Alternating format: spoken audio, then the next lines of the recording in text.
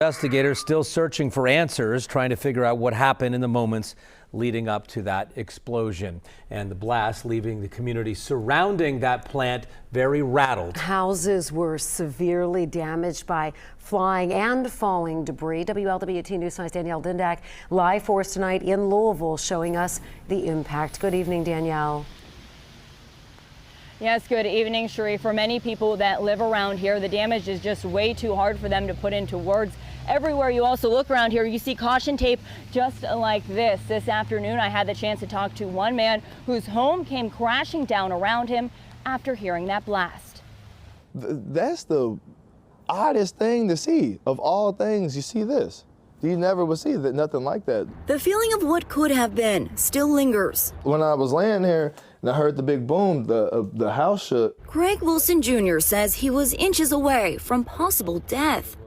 And I could see the flame and the fire and everything go right there. And then when I seen that, it was only a split second before smack, and I'm just covered up. Part of his roof came crashing down. When he made it outside, he realized this is a day he will never forget. And the next thing I know, all I heard is boom. But boom is an understatement. It was just like... Explosions and fire at the plant next to his home. Some people had to evacuate.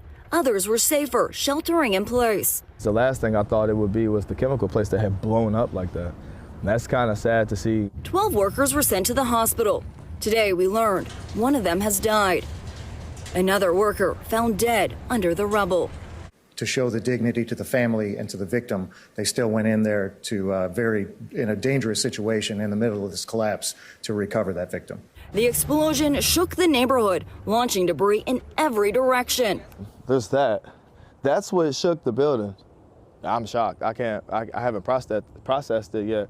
The mother of Wilson's kids, Shelby Dix. It's pretty messed up in there. Putting the destruction of her home and the lives lost into perspective. I'm upset that my place is gone, you know what I mean? But I'm more heartbroken for the people that lost their lives, you know what I mean? Because this can be replaced. You can't replace a life. Life, something Wilson knows how easily it can be taken. I do thank God that I am alive. I do thank God. I'm very blessed to be alive because it could have been way different. Now, you can see there's still lots of cleanup to do around here, but the people I talk to, they tell me that they're not focused on that. Instead, they're focused on those who went to work yesterday and didn't return home. Reporting live in Louisville, Danielle Dindak, WLWT News 5. Danielle, thank you. New tonight.